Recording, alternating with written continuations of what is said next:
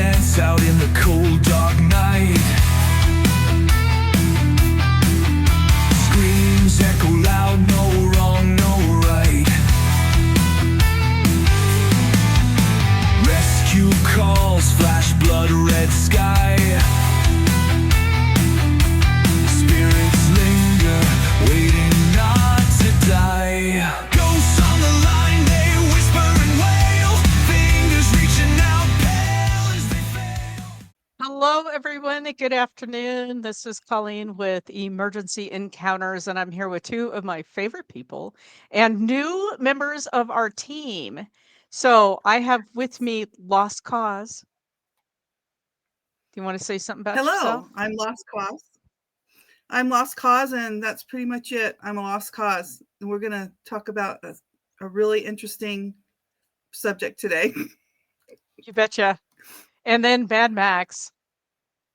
How That's are right. you? Now you put a face with a name.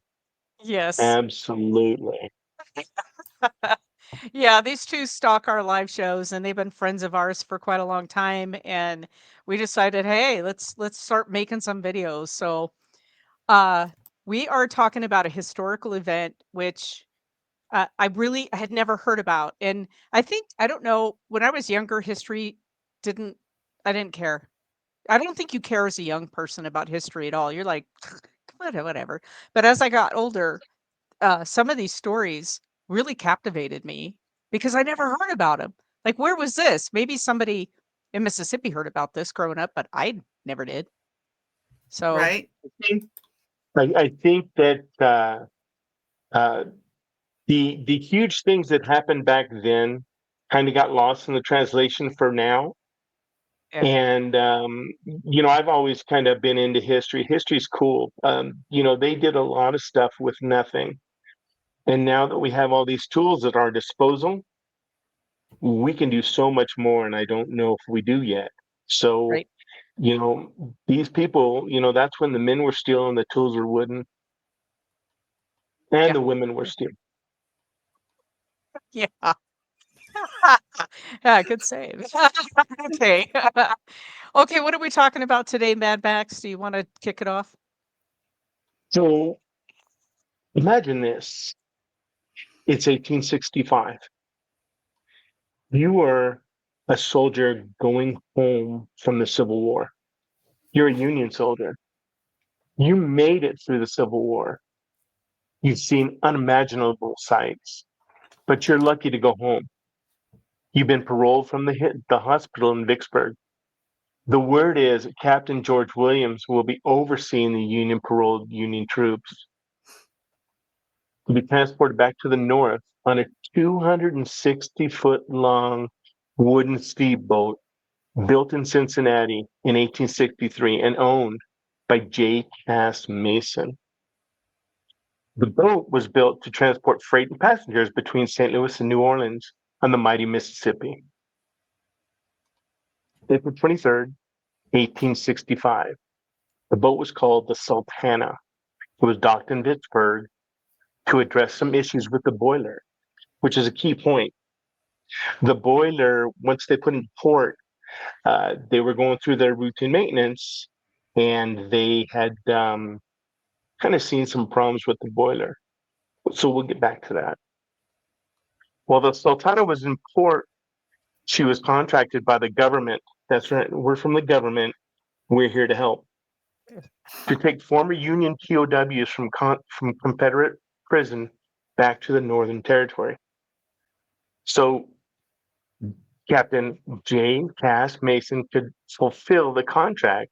He decided to patch the boiler instead of replacing it. If he would have replaced it, if he would have done all the work correctly, there wouldn't have been a problem. But Yeah. as you'll see, there was kind of a huge problem.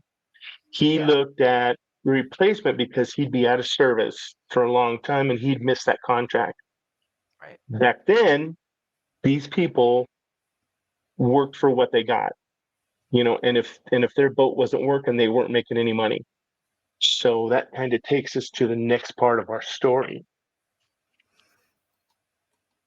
Yeah. And just so people know that the Union held the fort at Vicksburg, Mississippi, right? And there were all of these different forts set up. There was Andersonville, Georgia, Cahaba, Alabama, and a holding area called Camp Fisk, right? Which is, I don't know, maybe 6 miles outside of Vicksburg, Mississippi.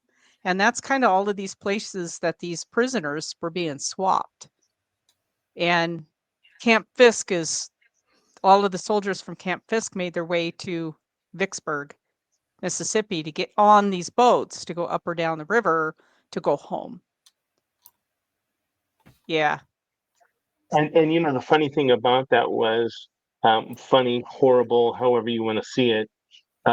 These poor guys, you know, this was it. They were going home, you Finally. know, and yeah, exactly. And the atrocities that they saw and what they lived through in those POW camps was not a good thing. Right. You know, that is the first war that we've ever seen, man against man, brother against brother, family Mhm. against family. You know, and a lot of these guys, they took up arms because they thought that was the right thing to do. Right. And you know, there's a lot of bad things that happen. So, you know, good old George William or Mason was afraid that his colleagues were going to be taking bribes.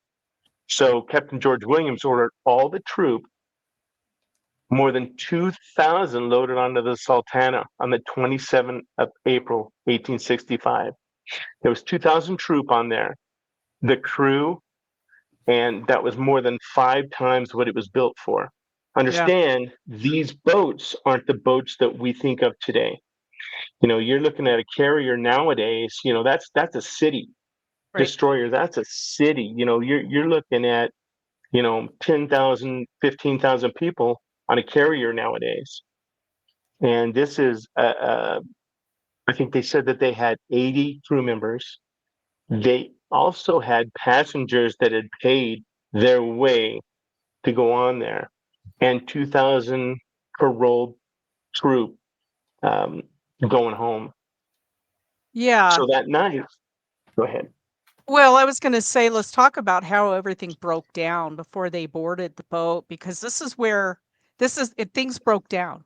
It was supposed to be, there was this particular steamboat.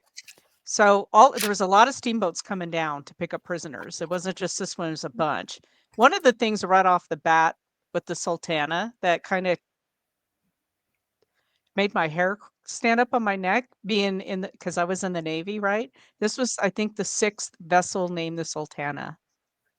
You don't do that. You don't rename something, and you don't name something twice, because it's a bad omen and it's bad luck, and you're gonna see where this goes.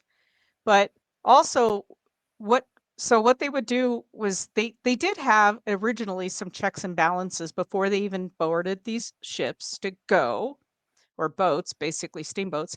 They had a train from Camp Fisk to Vicksburg, and each train was to hold 600 men. But the guys were so elated to go home and they wanted out of these camps that they were overcrowding these trains. So they were losing control immediately. So instead of 600, a roster with 600 guys on it, now you have 800 guys on it. So you've lost count already. And they're crowding onto this vessel. And so I wanted to talk a little bit about, I think I have statistics. Do you have it? Or of what this vessel was actually supposed to carry? I read cotton. It was a cotton carrier. Yeah, but how many people? Let's see. Oh, Um, it was. let's see. It was Isn't it not like very many. 265 or something like that? Something like that. And think about, they had a crew of, like you said, 80-ish people, and they Mhm. already had paying passengers on this vessel. Right. They had about 70 paying passengers that were just going from one place to another. So Um, if you look at the crew and you look at the passengers, that would have been right about where they needed to be. yeah. Plus they had livestock, and they had all the cargo. But they had freight on there as well. Yeah. And Captain, the captain of this vessel, Captain Mason, Mhm. he had just received a pardon from President Lincoln because he was, in my mind, he was a true capitalist. People, yeah, he was buying lumber and then reselling it to the government at like 3 times the cost. Kind of like what happens today with $75 toilet seats, right? Right. Yeah. So Yeah. I'm like, okay, I don't see a problem here. The government doesn't have to buy their lumber from this guy. So President Lincoln actually came in and pardoned him and said, look, this is not illegal. What he's doing is not wrong. But he also was declared to be unfit as a quartermaster Right. in 1886. And that's he's this guy, he was not. Yeah. I don't think I have Yeah. that date right because our story happened in 1865. Before 1865, he was declared to be totally unfit as the quartermaster. And if you don't know who the quartermaster is on the vessel, they're the ones that operate the ship. They operate the helm. They have full control of it. You have the captain and the quartermaster, and in this case, he was, I guess, essentially both because it's not a big vessel. And but if he's not supposed to be, he's also responsible for navigation, and the Mississippi's tricky from everything I've read. Mhm. The other Wow. thing that I've heard as well, it's they use a lot of sounding out there. And one of the problems that they find is they'll be in, say, 50 feet of water, and then in just a short distance, they'll be in 10 feet of water. And when you're drafting at 10 feet or you're drafting at 8 feet, anything that's going to be there is, going to create a problem. That the Mississippi does, and they've showed that it changes almost daily. There's Yeah. nothing set there. It changes, and there's a lot of stuff in the water there. Now, I don't know in 1865 if there was as much garbage in the water there, but I can imagine what was there. There was probably trees, whatever. And I think that there was a lot of skullduggery going on there. Well, if you talk about the statistics, did you see the statistics on this actual riverboat on the draft and Did all not. that? I did Uh, not. it was launched. Oh, I misspoke. It was the 5th riverboat named this name, Sultana. Not good. I'm Still. like, whoa, my spidey senses. I'm like, that's not good. It was launched January 3rd, 1863. It was the 5th boat to bear that name, and it was built for speed and capacity. So it measured, I think what you said, 260 feet long, somewhere in there. It Yeah, was yeah. 39 feet 260 wide at the feet, base. How much? 260 feet long, and it was built for speed, much like myself. Right. Yeah. Yeah, Yeah. me. Like me. Yeah. Yeah. Fast. Um, 39 feet wide at the base, 42 feet wide at the beam. It displaced 719 tons and drew only 7 feet of water. So it didn't need much. No, no, it Yeah. didn't. And yeah, by that, setting that shallow in the water, you're going to be all kinds of problems, all Really kinds of top problems. heavy. Yeah, Much like our modern cruise ships, they're talking about these modern cruise ships now that are like what? Some of them are like 7, 8 stories tall, and they're Yeah. very incredibly incredible. top heavy. Yeah. Really top heavy. They're saying they're way over dangerous at this point. So, yeah. And some of them, I do know that they have stabilizers that they push Mm. out when they're kind of in rough seas, but still, look at the Poseidon Oh god, adventure. yes. That rolled and there was no coming back. You know, No. so just imagine. I can't even imagine that happening. I think I would not do well. No. I'm not a swimmer. No. Right. And the other thing this had, so we're talking in the 1800s, right? These are paddle wheels. These are paddle boats that are moving up and down the river. And this one had, and I'm sure you'll talk about it, so I won't go too in depth there, but it had 4 tubular or fire tube boilers, and they were capable of generating about twice as much steam per load as a conventional flue boiler. But they were basically an untested technology. And I'm sure you'll go into what happened with these things and why. But each boiler was 18 feet long, 46 inches in diameter, and they contained 24 5-inch flues. So very technical, but unproven technology, problematic technology. We'll tell you why. And but because they produced all of this power for the vessel, this vessel could go really, really fast. So, but it's a which problem. was a redeeming quality. Exactly. It's a redeeming quality because you can move as much product or people at speed. It, Unfortunately, and we all know that there was nothing called OSHA back in the 1860s. So you yeah. didn't have you didn't have a stringent inspector go in there and say, hey, look, this is what's going on. This is, you need to swap this out. And unfortunately, for these poor folks that were on this boat, they thought that we'll just fix it. We'll just do a repair instead of doing a replace. And when they ended up doing their repairs, they didn't hold. It's what Band-Aid on a cancer. It just doesn't work. Yeah. So, okay, we've lost control of our troops. The guys, they're flooding onto the deck of this boat. We really, at this point, don't have any clue how many guys are on this thing. These guys just Right. wanted to get home. So why don't you take over from there? So at the main concern about that was, well, there was twofold. Number one, you were overburdening that boat. That boat, it's not built for what we're putting on it. Unfortunately, uh, all the captain could see was dollar signs, right? The more he moves, the more money he makes. And this guy, at the time, that's just the way it was, unfortunately. Um, they ended up having 5 times the people on that boat that it was built for. So again, like we said, you've lost count. Number one, we have no idea how many people are on there. Number two, once we've lost that control, it's hard to regain. And as well as I do, if you would have started pulling guys off, it would have been a mutiny. It would have been really, really bad.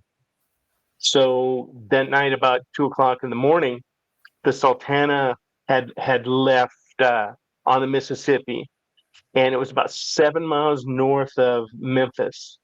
The first boiler, again, the technology back then was not as it is today. And the first boiler, they were pushing it so hard that the first boiler failed at the repairs. And that was the first boiler to go. They ended up when it exploded, and it was in the middle. The first boiler to explode was in the middle of the other ones. It was right in the middle of the boat, the way the boat was built. And they built the boat specifically with the boilers in the middle to keep that weight more distributed. Mm-hmm. Once that boiler went, it was a domino effect. Mm-hmm. The people that didn't die in the first explosion attempted to go over the side, and more people died swimming to shore because, again, of everything that was in the water there. These guys were burned. These people had no idea what was going on. Imagine, 2 o'clock in the morning. These guys they probably weren't. They weren't sleeping. They were just all ready to go home. And you made it. You're the one. You get to go home, and you get to Right. go do whatever you're gonna do. And then all of a sudden, this happens, and it was horrible. They talked about once the boiler let go, and it was just a chain reaction, and it being a wooden boat. it was just it was just a matchstick. And you think, well, it's boat in the water. Unfortunately, when you have that much firepower behind it, everything's going to burn. Yeah. They tried to do some rescue stuff. It just didn't happen. Um, there was about 200 survivors, and a lot of them later died because of their burns. So out of those 200 survivors that got off the boat and got to shore, they died in the hospital because they just didn't know how to treat these folks.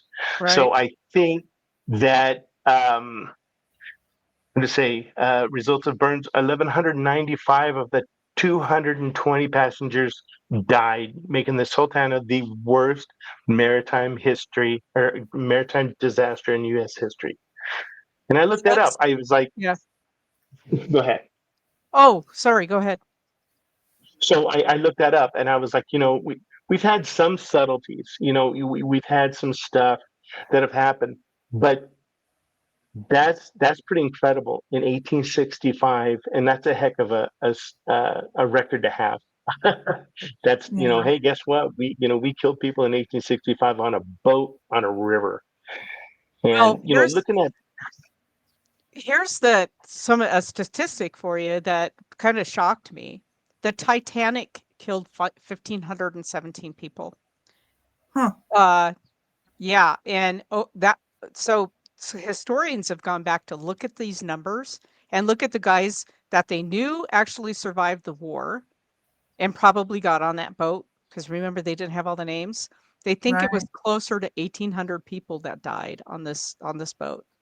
So more Wow. than the Titanic died on a riverboat in the Mississippi. One of the things about the Mississippi, they were fighting against one of the worst floods in Mississippi history, documented floods that since we've been keeping records. So remember these boilers are working overtime. They had a patch on a boiler and the patch, even the engineer said it's going to work. It's not going to work. This is Mhm. bad. We shouldn't do this. He was ordered by Captain Mason to put the substandard patch on a boiler. Boilers of an unproven technology that didn't have enough water in them. And as the boat is rocking, the water is swishing from side to side through these tubes like a crazy straw. Yeah. And when the water leaves that crazy straw and floods to one side, this really hot metal cools or the metal gets hot, then the water swishes back and then it cools rapidly. So you have this contraction and expansion of metal constantly as this boat is rocking because it's really top heavy. The boilers are working overtime because they're going upriver against this catastrophic flood. They said that the trees that you can see alongside the Mississippi today, all you could see was maybe a foot of those trees Oh, during wow. this flood. The Wow. water was coming down at such volume. So these things are working overtime just to try to fight the current to get up this current. And they were 7 miles from Mississippi or from Memphis when this thing exploded, and they could hear the explosion in Memphis. Yeah, Wow. that's incredible. And you Yeah. figure something silly. Water weighs 8.7 pounds per gallon. And this isn't just water, like you said. This is everything that's coming down. So trees, cows, whatever was in that flood Yep. lane.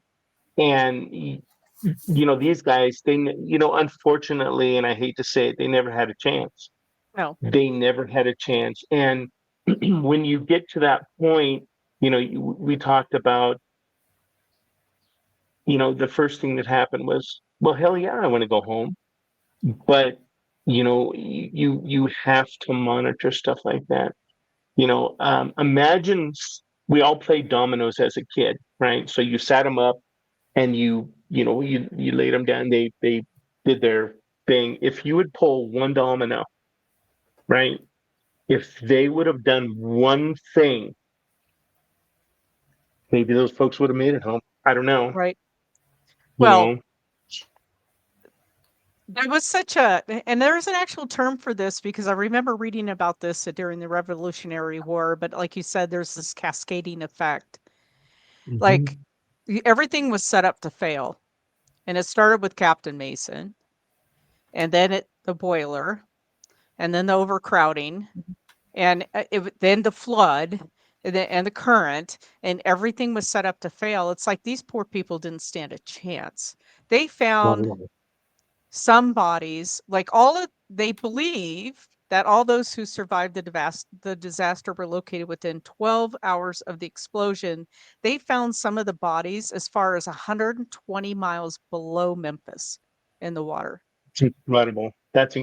And like I said, you're looking at, so you take that 8.75 pounds per gallon, and imagine that water ripping through that area. Yeah. And you're probably looking square footage wise. Been a long time since I've been to the old mighty Mississippi, but you're 100 foot wide, and you're pushing everything in there. And this to see this boat, first of all, to see this boat trying to work through there, was probably had to be pretty awestruck. You look at this boat and you're thinking, it's like a toothpick, in a garden hose. Right. It's going to do whatever it wants, and I look at stuff like this and I just think, God, I thank God that we've come so far, but the reason we've come so far is because of stuff like that. Yeah. People have learned from these things. Right. And I know Lost Cause has some stuff going on that she's done some research on as well. So Go ahead. I'm going to let her speak. Oh no, you pretty much Ah. covered. I was just reading. I don't know if we mentioned it was also a wooden boat. I don't know Yeah. if that's probably common Yeah. back then. And I was just seeing something else here that with the support system weakened, the smokestacks cracked apart, and then that was pushing more kindling to the flames. And then the port wheelhouse breaks away from the main structure, and then the boat begins spinning. Could you imagine? God. That's just like I terrifying. mean, if you survive the initial explosion, then you're seeing all of this stuff happen. You're like, Yeah, there's nothing there's no hope, no, Like I terrifying. said, these guys it failed from beginning. They were destined, unfortunately. Yeah, I found out that due to this particular explosion, because there have been a lot of boiler explosions in the United Yeah. States, really all over They're- the world, They're because so boiler unsafe. technology, I mean, we just had one in Pocatello just a few years ago at that little church across from the high school. We had a Oh, boiler Mhm. explode in the basement. It killed one person, I think, and burned the ugh. other. And, they're just boilers are tricky. They're really, really tricky, and you gotta be Mhm. really on top of them all the time. And the Hartford Steam Boiler Inspection and Insurance Company became a company due to the Sultana, Oh, wow. and they investigated this, and then they reinvestigated this in 2015. They went back because it was Wow. it was the start of their company. So it was so monumental that they went back and looked at everything. And did you guys read what their conclusions were? No, I didn't. No, Okay. I don't know. The first thing was 3 main factors led to this disaster. The type of the metal that they used, it was called charcoal hammered number 1, which becomes brittle with prolonged heating and cooling. The tubes, heating and cooling with the water and it was really, really top heavy. The boat was really top heavy with all those people. So it was really as they're twisting and turning up the Mississippi, this thing leaning and listing all over the place. Okay. It's Yeah. causing the water in the boilers to go from side to side. Bad metal, water moving, heating and cooling. And then they were using the Mississippi River water to feed the boilers. Why do you think what's in the Mississippi River? It's red for a reason. Yeah, The it's sediment. yeah that Yeah. red friggin' clay that they suck up in there. Yep. So it was clogging the tubes. So as it's feeding the tubes, the boiler system, the boilers are actually becoming clogged with the amount of sediment from the river. number Mhm. 2, and then the design of the boilers because of the hot pockets and then the cooling, the heating and cooling of these tubes with the water rushing back and forth in them. It was just, yeah. Did you guys actually look up the alternate theories of what happened? Did you read that? I I didn't. did You know what's not. funny is I didn't even think about that. Yeah, What I neither. what other? Well, it was kind of interesting because I went to, I think it was the Naval Institute that had some information on this disaster. And there was 3 alternate theories which have completely rejected by historians, but they're kind of fun. There was a guy in St. Louis named William Streeter, and he claimed that his former business partner named Robert Loudon made a confession that he sabotaged the Sultana by the use of a coal torpedo. So what he said, so they're drinking one night in the saloon, and he said Loudon was a former Confederate agent, and he did some sabotage things around St. Louis, and he said he was responsible because what he did was he took um, a piece of artillery and he had somehow got it into the Sultana, caused the Sultana to explode, but that was dismissed. Okay. And then there was a claim that there was a second lieutenant named James Worthington Barrett. He was an ex-prisoner and passenger on the steamboat, and he caused the explosion. But he had been honorably discharged before this, and there was no motive for him to blow up the boat. Mm. So that doesn't, and he was on board the vessel. He survived Oh, it. So why would you blow up a boat that you're on? yeah, So I think he was just probably on the whiskey that night. probably. And then, Fireball. yeah, I say a lot of things on the whiskey that I shouldn't say. And then 1903, there was a farmer who lived along the river and he was cutting wood for passing steamboats so they would dock and he would sell them firewood. And he said that he hollowed out these these cordwood and he would put gunpowder in it to explode, to cause explosions. But the Sultana didn't use firewood, they used coal. Right. So that didn't make any sense. So the historians are going, yeah, yeah, yeah. It's really weird after disaster how many people will say, well, I did it. It's like, no, you didn't. Why would you do that? There's a term for that, and I can't remember what it is right off the top of my head. And I'm usually pretty good with that useless trivia, but a lot of folks take, they take charge of that after something went sideways. They want to have that. It's me. I did that. I caused that fire, or I caused that explosion. And a lot of folks do it. You'll notice, and to get off the subject, you'll notice that when brush fires break out, you'll have a brush fire here, and then you'll have the brush fire there, and then you'll start seeing a lot of little minor brush fires break out because the firebugs come out, Mm, and they like that aspect of it. So maybe these folks were, kind of the same way. They like that aspect of, yeah, I did it. I took that whole boat down. And who knows? There was still um there was still a lot of folks that were upset that the war was over. yep. And there was a couple stages where it actually could have went either way.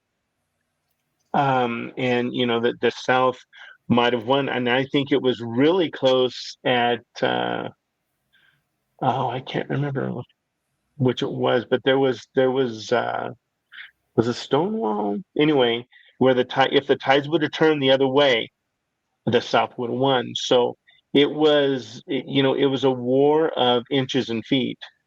And Yeah. there's a lot of Confederate out there that thought, you know what, yeah, we're still going to make this horrible for those guys. Yeah. And it happens. It's unfortunate. They're straight to the cause. Look at the stuff that's going on right now. You have these extremists, they're straight to the cause. Boy, I will die for this cause. And Right. I'm just, so I'm sure it Yeah. happened back then too. So Yeah. I don't know. Well, this was a mind blown for me, Yeah. part of history that I thought, gosh, well, how much of history out there that we've never been taught? Because there's only so much time for a history teacher to teach you history, and usually it's all True. about America was founded by this, and then what has happened, and then this happened, and then this happened, and then on to the next grade. Right. So Yeah. these stories that get buried in thank God somebody kept track of this stuff. Heck Like I yeah. said, there's actually a plaque on the river on the banks of the Mississippi about this disaster, and it says one of the worst maritime disasters in world history occurred 7 miles north of Memphis on April 27th, 1865, when the steamer Sultana exploded and burned with the loss of, they said, 1,547 lives. Mm. Built to carry only 376 passengers, the Sultana had over 2,300 on board at the time of the disaster. Most were Union soldiers from Tennessee, Kentucky, Michigan, Ohio, Indiana, and Virginia, who were on their way home following release of the Confederate prisons at Andersonville and Cahaba. It's just heartbreaking. Yeah. Yeah. Like I said, these guys were from nowhere. They're from Right. nowhere. They decided to take up arms, and yeah, I'm gonna do what's right. And like I said earlier, the atrocities that these poor guys saw, that they thought, man, I'm through with this. I'm done. I'm gonna get on this boat. One of my captains is in charge of this. They're gonna oversee this. We're all going home, fellas. We're all going home. And then they didn't make it, unfortunately. So, like I said, my thought is that it was destined. Yeah. Nobody was supposed to go home for that. And for whatever reason, the failures. Think about it. There's the greed, there's the Yep. failures, there's Mm. just so many things, and it's unfortunate. It's really There's unfortunate. Yeah. there's a little paranormal twist in here. Tiny bit. There were 200 men because they docked in Memphis to let off paying passengers to take off cargo and to bring cargo on. There were 200 men that had a really nagging feeling, Mm. and they were interviewed after this, and they said, first off, they didn't like the overcrowding, they just wanted off, but they didn't feel right. Something was unsettling to them, and those 200 men walked away, and they said, "We'll just walk home." Yeah. Can you That imagine that? That's can you that's your imagine? gut feeling. That Wow. Yes. that that is the kind of stuff that protected prehistoric man. Yeah. That gut feeling, that like, yeah, Yeah. no, not today. Yeah. Yeah. Not today. That's I can't tell you That's how kind many of times mind. in aviation and stuff, my dad, who didn't believe in anything paranormal, but then before he died, he admitted he did, and because he would say, not only would my mom say, "Hey, your landing gear is not going to come down, so look for grass," because she knew all this stuff, right? Oof. But he would get that sixth sense that I need to check on.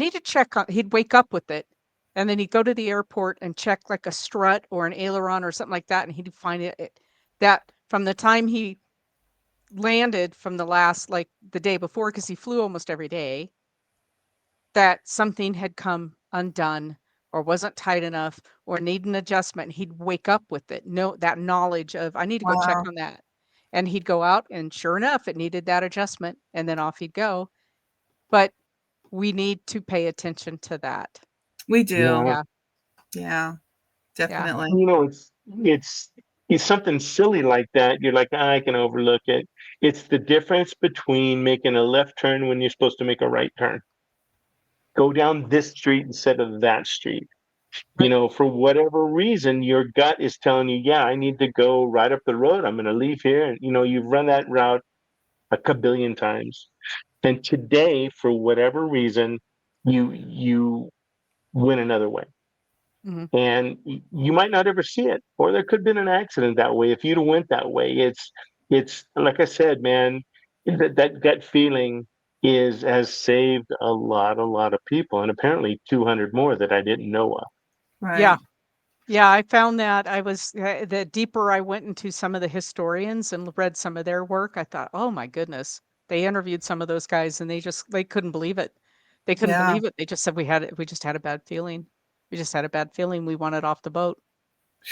I think Crazy. most of it was Yeah. probably overcrowding, and they just wanted off the boat. But I think some of them were like, "Ugh, Yeah. something's not right."